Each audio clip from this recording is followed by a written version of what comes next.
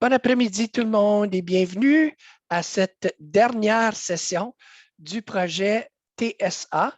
Alors, c'est une série de webinaires depuis 3 ans maintenant. Alors, c'est le 9e webinaire qui parle du trouble du spectre de l'autisme et comment est-ce qu'on peut améliorer nos pratiques avec les élèves et les familles des élèves TSA dans nos écoles. Mon nom, c'est Pierre Campeau et je suis responsable de l'apprentissage professionnel à la DFO. Merci d'être ici. Je suis accompagné de ma collègue Josée Landriot qui travaille dans le coin de Toronto, à Oakville, je pense. Josée travaille pour le conseil Viamonde. Et aujourd'hui, exceptionnellement, nous avons ces deux collègues de OPC et CPCO parce que c'est vraiment un partenariat quand on offre ces webinaires-là, on les prépare avec les deux autres associations, mais évidemment, nous, à la DFO, on les offre en français. Alors, d'habitude, Judith et Janine ne sont pas ici, mais parce que c'est le dernier, je pense qu'ils voulaient se présenter et vous dire bonjour. Alors, Janine and Judith, go ahead and say hello to everybody. Hi, everyone. My name is Judith Desjardins. Excuse the lack of being able to speak in French. I'm quite envious. It has been an absolute pleasure to work with José and Pierre over the last 3 years in developing this series of webinars for you around supporting students and their families with ASD. So very excited to be here and be present at your final webinar. I work with London District Catholic School Board on Secondment with School Mental Health Ontario. And when I was at the board, I was assistant principal for many, many years with special education. So I'm really happy to be part of this partnership. Thank you. Good afternoon, all. Bonjour. Janine Small here. I was on centrally assigned principal with the Toronto District School Board, and I am very happy to be here as well, supporting José and Pierre and work with Judith that we have done over the past 3 years, supporting the webinar. Happy to be here, and I look forward to hopefully many other times in terms of supporting, but you are in good hands with José and Pierre. Thank you so much. Merci beaucoup, Janine et Judith. We appreciate our partnership with OPC and CPCO, and we're happy to have you on board today with us. Alors, comme on fait tout le temps au début de chaque webinaire, on va commencer avec la reconnaissance du territoire. Alors, je reconnais que je me retrouve sur les territoires traditionnels de plusieurs nations, dont les Anishinaabe, les Ojibwe et les Michi-Saagiig. Ces territoires ont été et continuent d'être le foyer de nombreux peuples des Premières Nations, Inuits et Métis. Je reconnais aussi la présence durable de peuples autochtones sur nos terres, sur les terres où nous nous trouvons, et je remercie les gardiens passés, présents et futurs de ces territoires. J'exprime aussi ma gratitude de pouvoir travailler et apprendre sur ce territoire dans un esprit de partage. Et n'oubliez pas qu'en tant qu'utilisatrices et utilisateurs de ces territoires, nous devons les garder propres et en prendre bien soin pour les prochaines générations. Alors, sur ce, je cède la parole à Josée. Et Josée, pendant que tu dis bonjour à tout le monde, je vais partir le premier petit sondage. Alors, bonjour tout le monde et bienvenue à notre dernier webinaire, donc le dernier dans cette série de 9 webinaires que nous avons fait. Et puis, je vais aussi en profiter de remercier Judith et Janine d'avoir travaillé ensemble pendant ces 3 superbes années pour vous amener ces webinaires, cette collaboration entre les 3 associations. Donc, je m'appelle Josée Landriot, je suis une directrice avec le conseil scolaire Viamonde. Je suis à l'école Gaétan-Gervais à Oakville et je vous souhaite tous la bienvenue. Je sais que c'est des temps très occupés, donc on apprécie énormément votre temps. Donc, merci beaucoup. And Judith and Janine, you're more than welcome to stay and listen to this fantastic webinar, but I understand if you've got things to do and you don't necessarily have to stay and listen to the French since we just did the English one last week. So it's up to you, but thank you very much and thank you for Merci beaucoup. Thank you. Bye-bye.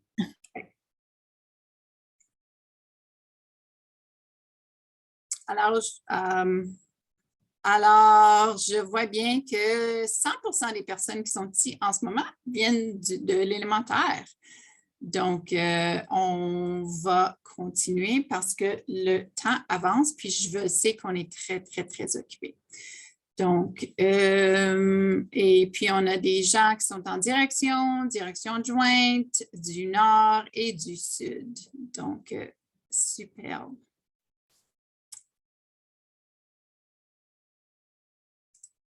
OK, alors, merci d'être ici aujourd'hui. Nous allons, ce dernier webinaire, nous allons parler de comment tenir compte la voix des élèves. Donc, comment intégrer l'identité et l'expérience de nos élèves atteints d'un TSA. Donc, comme j'ai déjà dit, c'est le 3e et dernier webinaire dans cette série. Alors, lorsque nous essayons de tenir compte de la voix des élèves, nous misons notre influence en tant que leader dans le sens du cadre de leadership de l'Ontario. Et aujourd'hui, nous examinerons plus particulièrement établir des relations de confiance avec les élèves et leurs familles et l'amélioration du programme d'enseignement.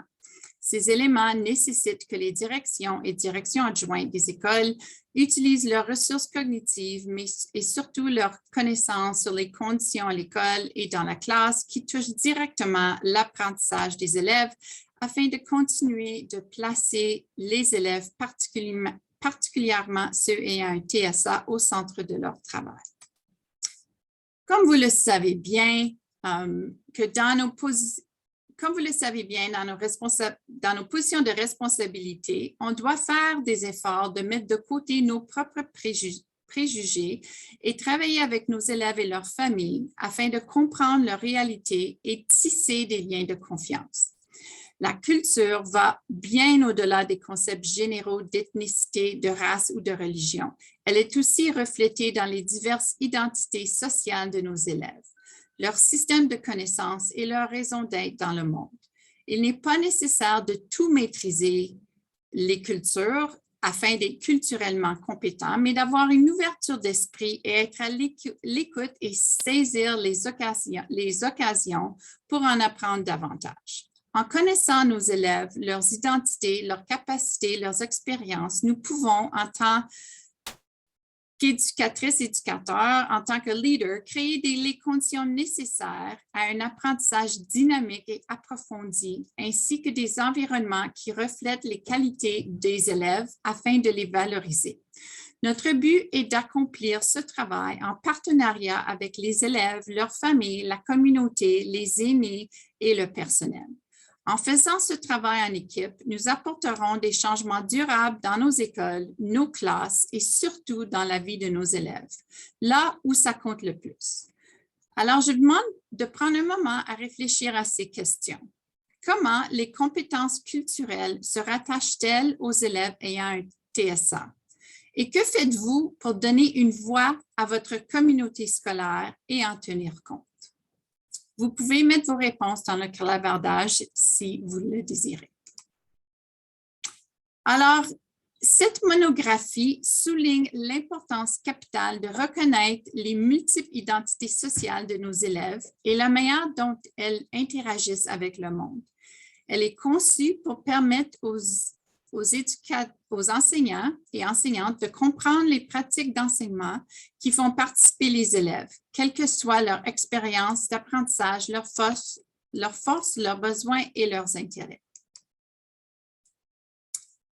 Prenez un autre moment pour réfléchir aux philosophies, pratiques et politiques de leadership qui favorisent un milieu scolaire inclusif pour les élèves, les familles issus de la diversité ethnique et culturelle minoritaire, non seulement des élèves qui ont un TSA, mais aussi de tous vos élèves qui ont besoin d'un soutien EED.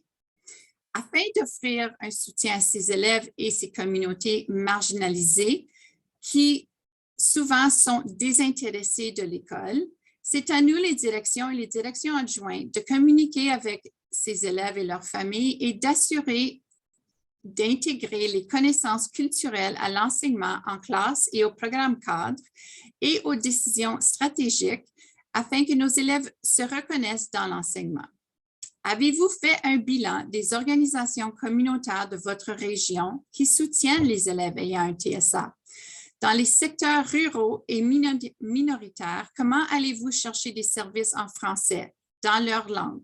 Exemple, j'ai vu passer récemment sur le site d'Autisme Ontario un webinaire en arabe pour les parents. J'ai aussi remarqué un webinaire pour les parents et les tuteurs noirs. L'importance d'avoir et d'offrir des ateliers pour les familles où ils peuvent se retrouver est certainement un grand pas vers l'inclusion. En tant que leader, il faut aussi reconnaître l'importance à une autoréflexion critique et continue pour remettre en question les structures systémiques qui créent un environnement inéquitable. Les conditions et ressources dans la classe doivent être utilisées de façon à ne pas créer du tort ni des traumatismes. Ce document, Apprentissage pour tous, décrit un ensemble d'idées fondées sur la recherche qui devraient également être utilisées pour orienter la planification de programmes pour les élèves ayant des besoins particuliers en matière d'éducation. Les enseignantes et enseignants, lorsqu'ils planifient des programmes d'éducation, quelle que soit la matière, doivent porter une attention particulière aux croyances suivantes.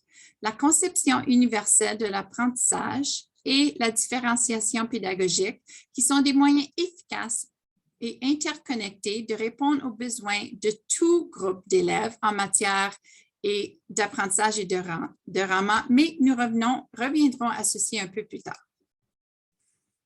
Les conditions, créer un équilibre. Les conditions optimales pour l'apprentissage demandent un équilibre entre l'enseignement explicite, la résolution de problèmes à l'intérieur de la zone de développement proximal de l'élève, l'apprentissage dans les groupes flexibles et l'apprentissage indépendant. La conception universelle et la différenciation pédagogique permettent aux enseignants de fournir à tous les élèves un enseignement et des expériences d'apprentissage authentiques, personnalisées et ciblées. Chaque stratégie pédagogique devrait avoir lieu dans un milieu sécuritaire, favorable et stimulant et en tenant compte des élèves qui pourraient avoir un besoin de soutien plus systémique et intensif, et ainsi que des directives plus explicites et directes avant d'arriver à un apprentissage autonome. Les enseignants et enseignantes chargés de cours ont besoin du soutien de la communauté élargie afin de créer un milieu d'apprentissage propice aux élèves ayant des besoins particuliers en matière d'éducation, exemple ceux atteints d'un TSA, et se rappeler que équitable ne signifie pas identique et que dans toutes les classes, les élèves peuvent présenter tout un éventail de forces et de points à améliorer. Vous pourrez également constater que les relations sont essentielles à la création des conditions d'apprentissage pour les élèves. En tant que leader du système, le personnel enseignant et le personnel de soutien doivent éliminer leurs propres préjugés et présomptions pour démanteler les obstacles pour les élèves, tant dans la classe qu'en dehors. Le nouveau cours de mathématiques décloisonné qui remplace les cours appliqués et théoriques de 9e année, qui est donné dans les écoles financées publiques de l'Ontario depuis septembre, a été conçu pour créer cette expérience d'apprentissage permettant à tous les élèves de découvrir les mathématiques riches et complexes, y compris des nouveaux domaines comme le codage, la littératie des données et la littératie financière. Ce cours met aussi en lumière les liens entre les concepts mathématiques, les applications au monde réel et les expériences des élèves. Il y aura plus d'informations à venir sur les programmes cadres de sciences ainsi que le décloisonnement des autres matières. Pour les élèves ayant des besoins particuliers, y compris ceux ayant un TSA, nous devons connaître le bagage culturel et linguistique, les forces, les intérêts, les motivations et les besoins des élèves en mathématiques et les autres matières afin de permettre la différenciation de l'apprentissage et aussi offrir des mesures d'adaptation et apporter des modifications en fonction d'un plan d'enseignement individualisé. Il faut favoriser la confiance des élèves et la formation d'une identité positive en tant qu'apprenant.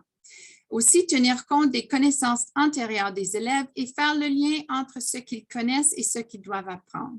Il faut surveiller de manière intentionnelle les mesures d'adaptation et les modifications dont certains élèves ont besoin. Pensez aux élèves dans vos écoles ayant un TSA. Est-ce que le cloisonnement est encore présent de manière informelle? Et si oui, est-ce que l'on considère la composition des classes? Réfléchissez à la façon dont les enseignants ressources et les enseignantes ressources, les conseillers pédagogiques collaborent avec les enseignants et enseignantes dans vos écoles. Comment pouvez-vous faciliter cette collaboration? Comment assurer que l'évaluation est utilisée en sorte à ne pas être oppressif ni punitif, mais plutôt un outil qui peut être varié selon le besoin de l'élève? Les élèves ayant des besoins particuliers devraient se voir offrir diverses occasions de démontrer leurs acquis et leurs réflexions de plusieurs façons. Lorsqu'ils planifient des programmes ou des cours, pour les élèves ayant des besoins particuliers, les enseignants devraient commencer par examiner les attentes du curriculum, du programme cadre, les forces et les besoins d'apprentissage afin de déterminer le meilleur cheminement pour l'élève. Et ceci devrait être fait en partenariat avec l'enseignant ressources, la consultant ou consultante en autisme, la direction et l'équipe école. Il est clair que nous devons comprendre les identités, les capacités, les expériences des élèves et les styles et les modes d'apprentissage et en tenir compte dans l'enseignement en salle de classe. La première chose à considérer lors de la planification de programme devrait être de fournir des mesures d'adaptation aux élèves ayant des besoins particuliers. L'enseignement fondé sur les principes de conception universelle et de différenciation pédagogique est axé sur les mesures d'adaptation comme moyen de répondre aux besoins diversifiés des apprenants. De nombreux élèves sont capables, grâce à des mesures d'adaptation, de participer au curriculum et au programme cadre régulier et d'apprendre de façon autonome. Les mesures d'adaptation permettent aux élèves de suivre le programme sans qu'on doive apporter des changements aux attentes habituelles. Toute mesure d'adaptation nécessaire pour faciliter l'apprentissage d'un élève est indiquée dans son PEI. Le PEI de l'élève comprendra probablement les mêmes adaptations et modifications pour plusieurs matières ou cours.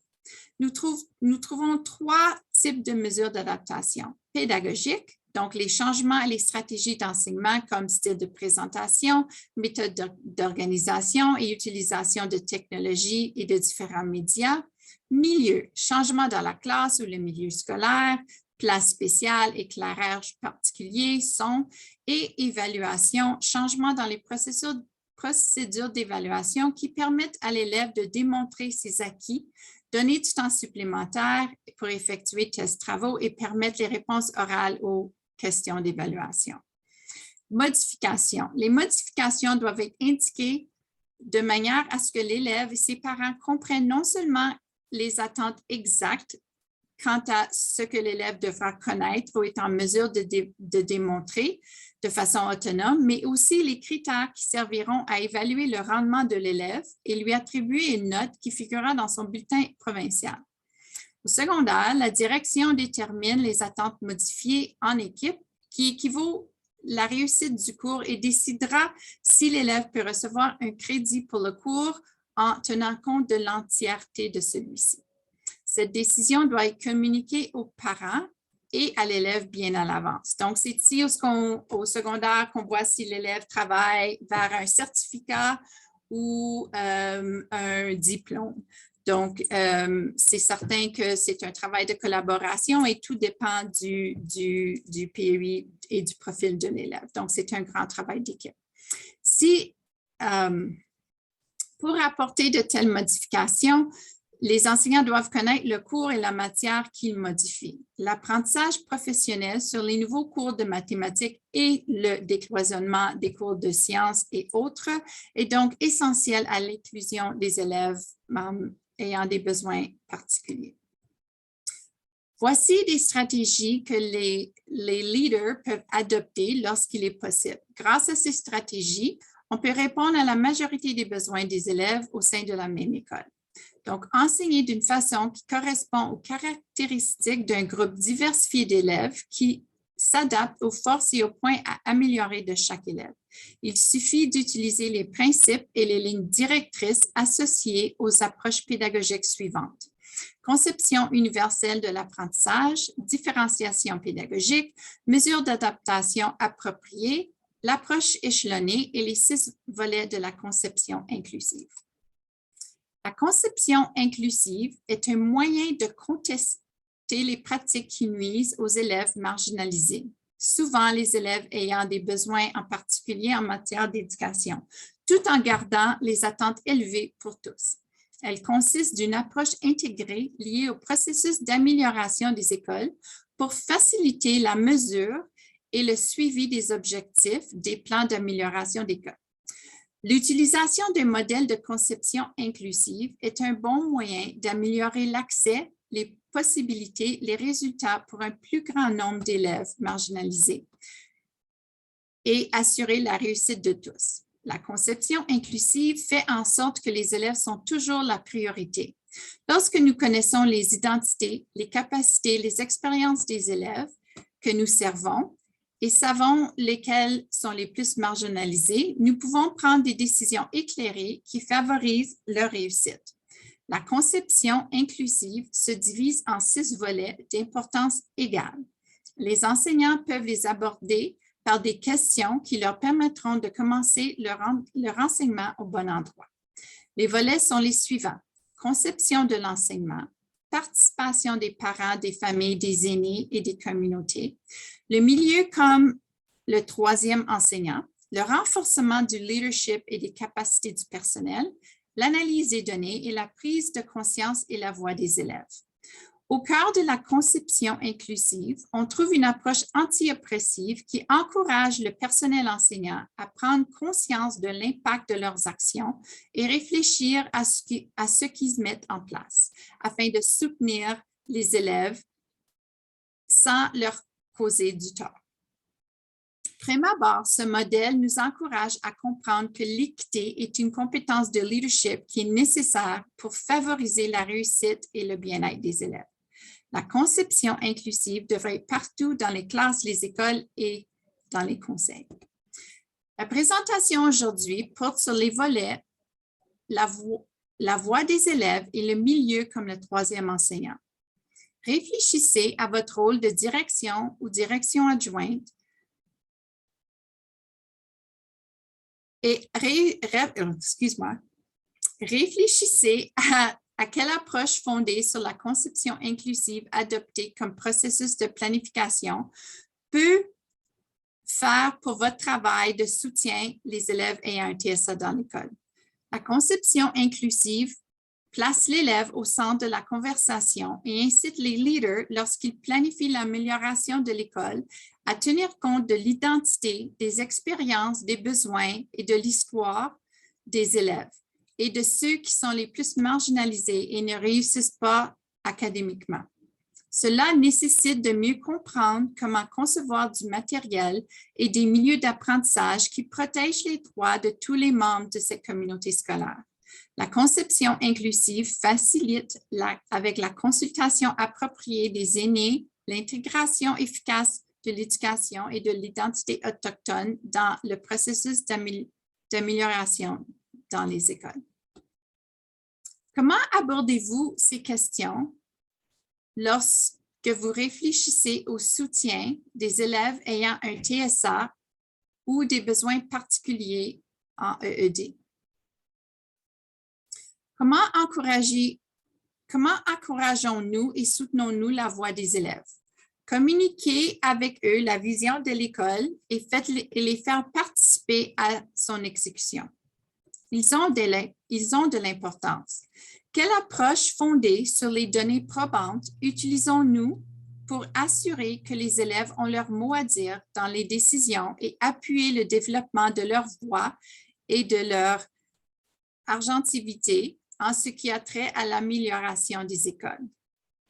Comment nous inspirons-nous de la voix et de la réalité de nos élèves pour prendre des décisions adaptées au sujet des programmes, les diagnostics, sondages, tables rondes? Utilisez-vous des ressources pertinentes pour stimuler l'intérêt de la compréhension des élèves, travaux différenciés, donner le choix?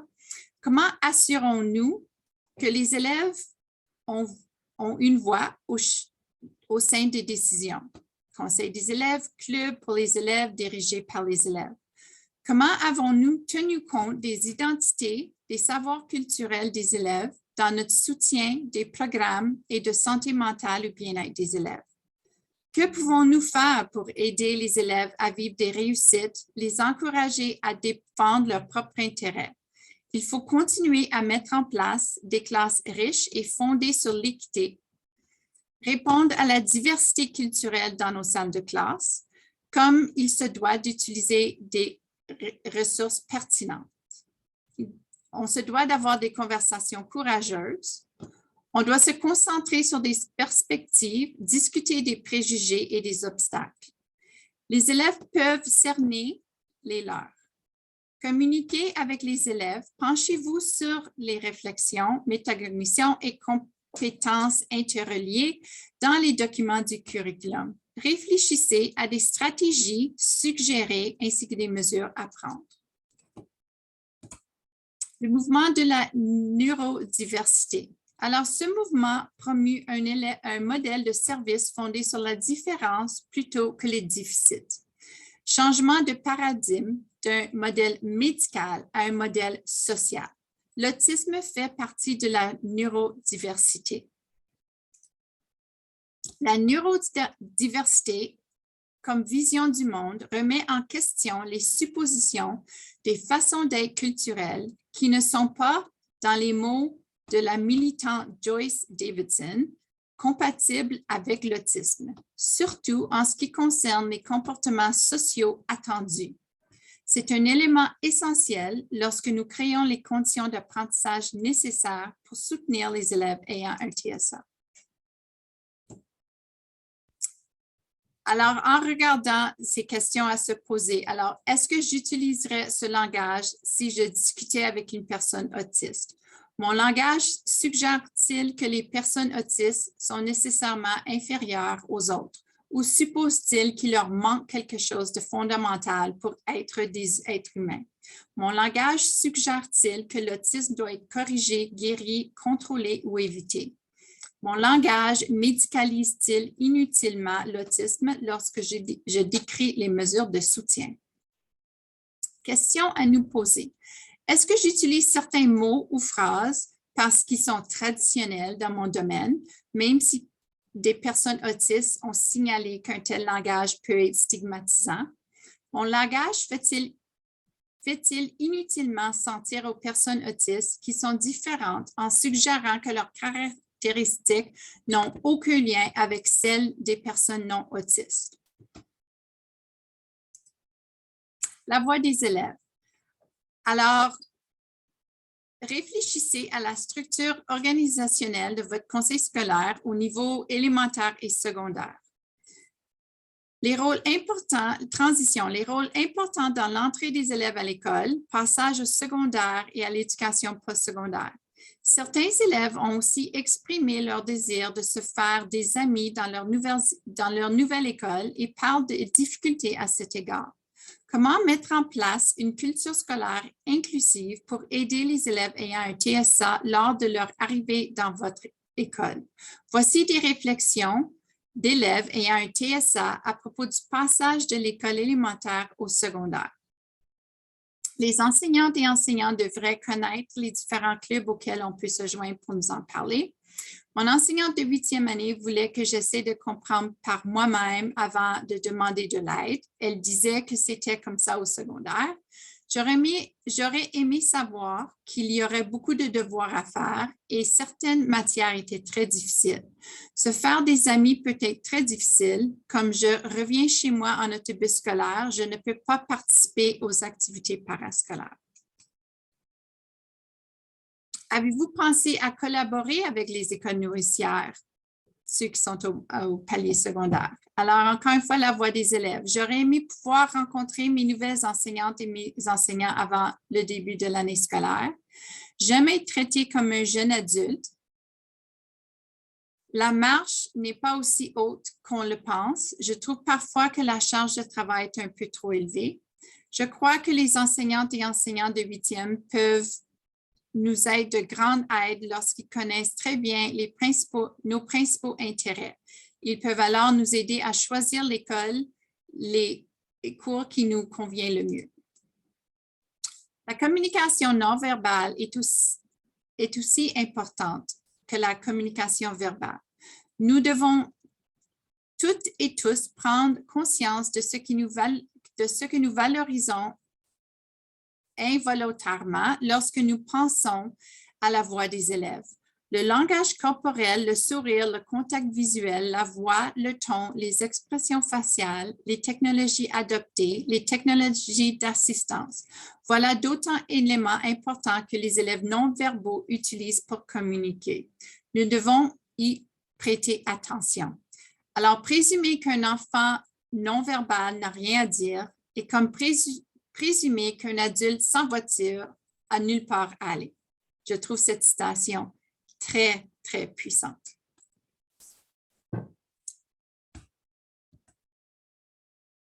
Voici des commentaires exprimés par des élèves autistes ou ayant un TSA. Je suis capable de prendre mes propres décisions. Je veux être capable de faire des choix qui reflètent mon identité. Je veux être autonome. J'ai des rêves comme tout le monde. Je ressens bel et bien des émotions et de l'empathie. Je ne veux pas être comme les autres. Je veux être moi-même. Arrêtez de parler et montrez-moi comment faire. Je suis autiste et j'en suis fière. Je ne comprends pas pourquoi l'enseignante ne me parle pas et l'enseignant parle trop. Comment créer un milieu et une culture de classe invitant où les familles et les élèves voient qu'ils sont valorisés et représentés et où ils ont l'impression de participer au processus d'apprentissage et au milieu scolaire. Nous valorisons tous les apprenants et apprenantes et continuons de favoriser les relations et les partenariats positifs avec le personnel, les élèves, les parents et la communauté en général. Il faut que l'établissement soit un espace sûr et qu'il y ait un espace sécuritaire et qu'il y ait des adultes de confiance. Quels sont les obstacles physiques? Y en a-t-il dans votre établissement? Où sont les classes pour les élèves ayant un TSA situées? Faut-il tenir compte des potentiels besoins sensoriels des élèves et faire preuve de flexibilité pour adapter des cours et déplacer la classe aux besoins? Y a-t-il des obstacles sociaux? Comment favorisons-nous les occasions d'engagement des élèves de façon positive? Les élèves voient-ils une grande représentation de la diversité et de l'équité? Y a-t-il d'autres élèves comme elles et ils dans leur salle de classe?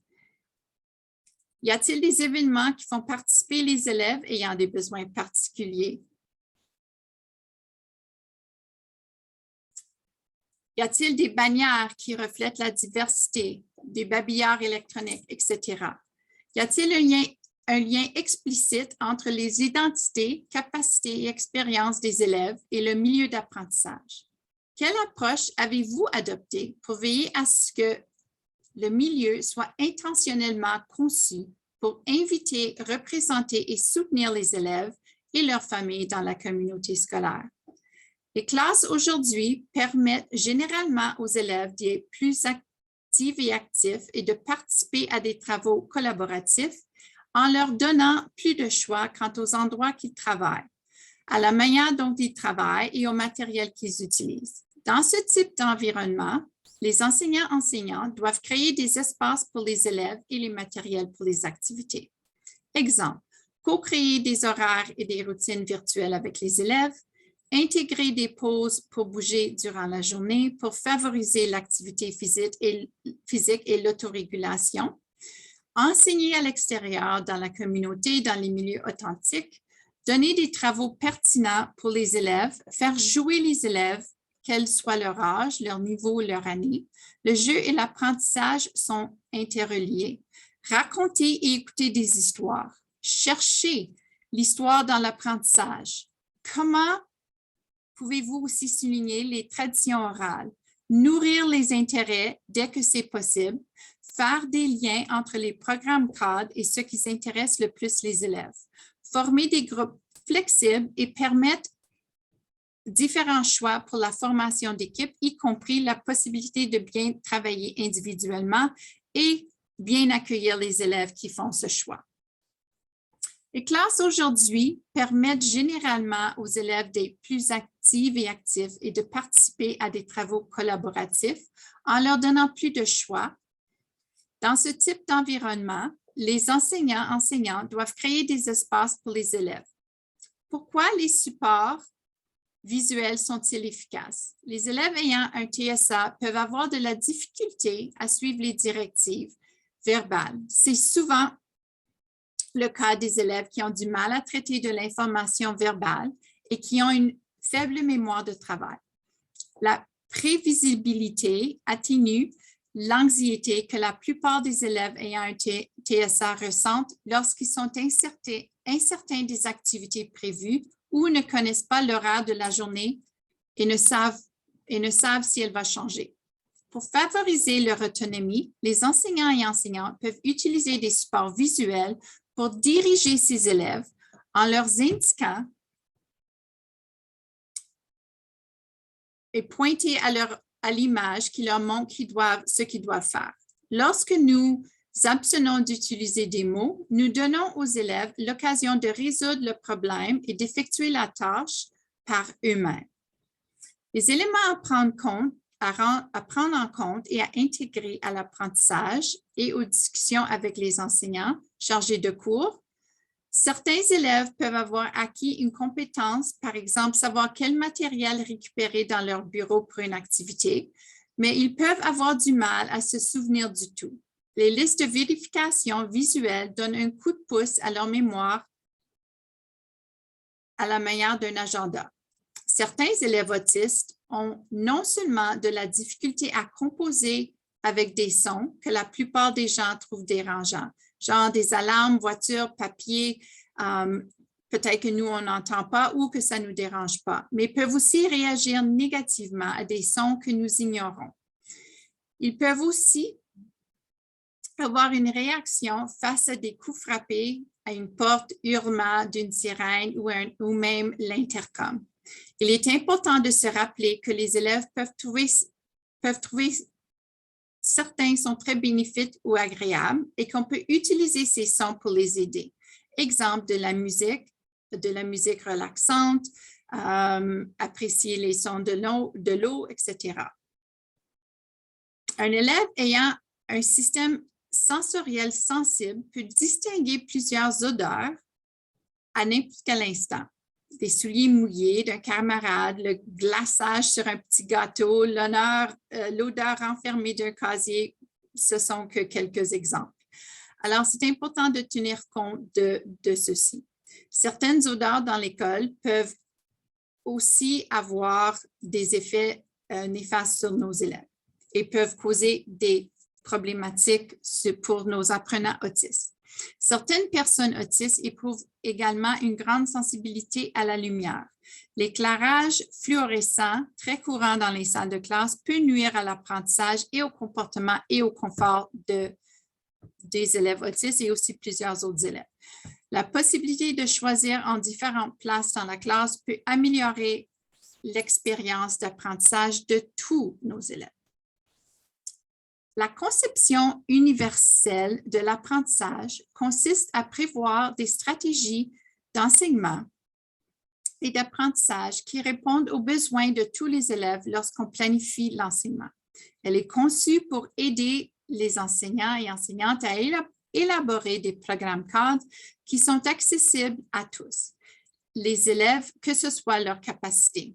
Elle aide les enseignants et enseignantes à tenir compte des besoins d'apprentissage de chaque élève, ce qui leur permet de planifier des leçons et des programmes accessibles aux élèves de tous les niveaux. L'engagement est un élément crucial de l'apprentissage. Les apprenants diffèrent grandement les uns des autres par la façon dont leur attention est captée et dont ils peuvent être motivés à apprendre. Certains sont très stimulés par la spontanéité et la nouveauté, tandis que d'autres préfèrent des routines strictes et sont découragés par ces aspects ou les craignent même. Certains apprenants préfèrent travailler seuls et d'autres préfèrent travailler avec leurs camarades de classe. Représentation. Les apprenants diffèrent les uns les autres par leur manière de percevoir, de comprendre les renseignements qui leur sont présentés. Exemple, ceux qui ont des déficiences sensorielles, qui sont aveugles sourds, troubles d'apprentissage ou qui ont une langue ou une culture différente abordent de façon différente. D'autres peuvent simplement comprendre l'information plus rapidement ou efficacement lorsqu'elle est présentée de façon visuelle ou auditive plutôt que par texte. Action-expression. Les apprenants diffèrent les uns les autres par leur façon de fonctionner dans un milieu d'apprentissage et d'exprimer leurs connaissances. Certains peuvent être capables de bien s'exprimer par écrit, mais pas à l'oral et vice-versa. Il faut aussi savoir que les actions et l'expression nécessitent beaucoup de stratégies, de pratiques et d'organisation et que les élèves peuvent montrer des différences dans cet aspect également. Il faut penser aux identités et aux capacités des élèves et utiliser des ressources adaptées à la culture lorsqu'on planifie l'enseignement. Le curriculum, le matériel pédagogique et les milieux d'apprentissage doivent être conçus de façon à être utilisés par tous les élèves, dans la mesure du possible, sans recourir à du personnel supplémentaire, à des mesures d'adaptation ou à la conception spécialisée. Pourquoi adopter la conception universelle de l'apprentissage? Ceci réduit les obstacles à l'apprentissage, donne le même accès à tous les élèves, favorise l'auto-efficacité des élèves, accroît l'engagement, motive et assure le respect et les droits de la personne. La différenciation pédagogique, c'est l'adaptation aux besoins diversifiés des élèves. Elle est fondée sur l'idée selon laquelle les stratégies et les décisions d'enseignement concernant le contenu, le processus et le produit devraient être variés en fonction des différences considérables dans les intérêts, les styles d'apprentissage et la préparation des élèves. Les enseignants doivent donner à toutes et à tous les élèves des moyens divers pour se sentir affirmés et stimulés. La différenciation pédagogique est axée sur les élèves. Lorsqu'elle est efficace, elle donne à toutes et à tous la chance de réussir, que ce soit leur point de départ. Le personnel doit manipuler le programme de façon à optimiser le potentiel d'apprentissage de tous les élèves. L'enseignement peut être différencié par le contenu, le processus, le produit. La différenciation pédagogique est également une stratégie hautement productive. Les stratégies qui ont été éprouvées par la recherche et des données probantes sur les pratiques exemplaires pour améliorer l'apprentissage des élèves. Selon la conception universelle de l'apprentissage, on évalue de façon proactive l'enseignement et le milieu de classe et on prévoit l'accès au contenu dès le début de la planification. Il y a un lien évident entre la conception de l'espace et le rôle de l'environnement comme le troisième enseignant. Beaucoup de flexibilité en fonction des forces et des points à améliorer des élèves. La différenciation pédagogique, c'est l'évaluation réactive des élèves ainsi que l'ajustement et la modification en arrière-plan.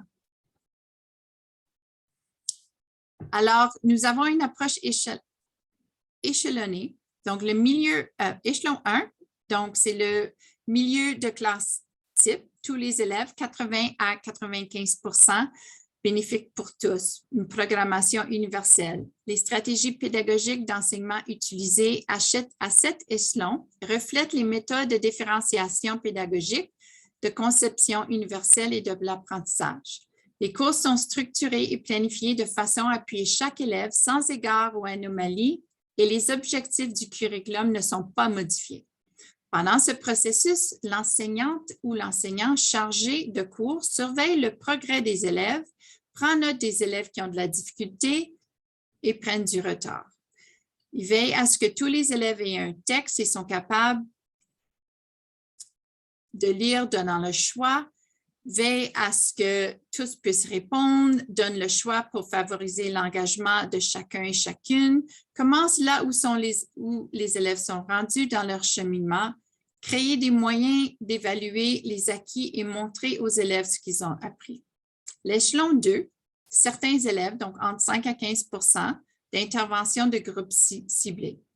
Cet échelon prévoit un enseignement plus intensif et systématique, souvent adapté à un petit groupe d'élèves ayant des difficultés similaires. Ceci pourrait se traduire par de l'aide supplémentaire pendant ou après les classes, des devoirs spéciaux, des lectures diversifiées ou du co-enseignement. Cet échelon ne prévoit généralement pas de retirer les élèves en milieu de classe. Les interventions ont lieu dans la classe pendant une période donnée avec différents élèves. Échelon 3, environ 5% des élèves. L'enseignement est adapté à chaque élève et est précis et personnalisé et fourni à l'extérieur de la classe pour permettre aux élèves d'y prendre de façon autonome lorsqu'ils reviennent. Souvent, les élèves qui ont assez de difficultés dans les apprentissages pour se rendre à cet échelon est guidé vers une évaluation psychoéducative pour vérifier s'ils ont un trouble d'apprentissage. Prise en compte de la voix des élèves. Alors, assurez-vous de tenir compte des élèves non-verbaux également. Il faut adopter divers angles lorsqu'on réfléchit à la voix des élèves. Il faut croire les parents et établir des relations de confiance avec eux. C'est très inclusif pour les élèves ayant un TSA qui contribuent véritablement à leur réussite. La voix des élèves est composée des valeurs, des opinions, des croyances, perspectives et origines culturelles des élèves ou groupes d'élèves d'une école, ainsi que des approches et techniques pédagogiques fondées sur les choix, intérêts et passions et les ambitions des élèves. L'ensemble des participantes et participants à une étude indiquait que les styles d'enseignement touchaient leur engagement au travail. Lorsque les pratiques d'enseignement ont une dimension relationnelle et qu'une attention est portée aux élèves et à leurs intérêts et besoins propres, les élèves ayant un TSA sont en mesure de vivre une expérience scolaire agréable de façon très similaire à celle de leur père. Il est important d'établir des relations de confiance et de bienveillance. Les élèves ayant un TSA doivent faire preuve d'une résilience et d'une détermination constante pour bien participer à la vie scolaire. Il est donc essentiel de porter une attention particulière aux interactions quotidiennes afin de favoriser leur agentivité, leur bien-être et les bonnes pratiques d'inclusion. Une leçon à tirer de ce webinaire, lorsque vous travaillez avec les élèves et leurs familles, leur voix a de l'importance et il est primordial de créer une culture scolaire où les élèves se sentent valorisés et à leur place.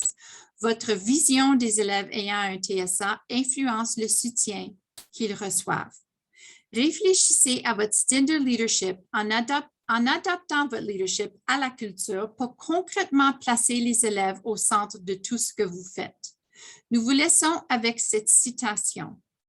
Les efforts d'une personne autiste pour faire valoir ses intérêts sont voués à l'échec s'ils sont ignorés ou invalidés ou s'ils mènent à des ennuis. L'absence d'un partenaire réceptif dans ces efforts convainc encore plus les personnes autistes que leurs besoins n'en valent pas la peine. Continuez à soutenir les élèves ayant un TSA, tous vos élèves dans vos écoles. Soyez le changement en éducation. Alors, je vous remercie et maintenant, on a un petit sondage de la fin et je passe la parole à Pierre. Merci beaucoup, Josée. Ça fut un grand plaisir de travailler avec toi dans les 3 dernières années. On ne sait pas ce qui va arriver l'année prochaine, mais j'apprécie beaucoup le travail que tu fais et l'engagement que toi, tu as face à ces élèves-là dans ta communauté scolaire. Merci beaucoup, beaucoup, José. Alors, j'ai envoyé un petit questionnaire. Pouvez-vous prendre 1 minute pour répondre à ces 4 petites questions-là, s'il vous plaît?